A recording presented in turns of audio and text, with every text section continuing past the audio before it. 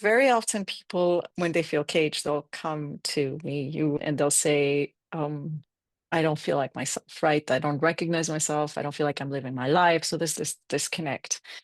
And what I like to ask is, okay, when was the last time you felt like yourself? And if that's really hard, because that might have been, I was 4, that might be a little hard to go back to, is let's think of a time when you felt like fully energized, fully aligned, on top of the world, because that indicates that there's values alignment, that you're honoring what's important to you in your life. And that has to feel authentic, right? So let's look back and, okay, what was happening? What were you doing? Who was there? How did that feel? Like you said, and like really connecting them to that sense of being themselves, of being aligned, of being fulfilled, whatever name works for them.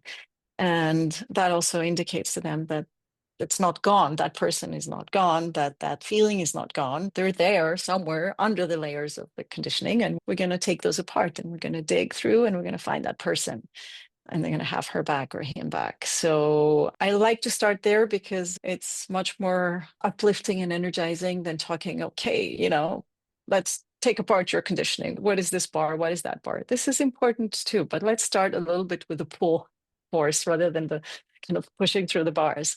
Yeah, so that's the first thing I do. And the second thing I would advise people, even if it's not people I work with, is to get people around them who get it, who see them, who see the real them, not the them they want to see.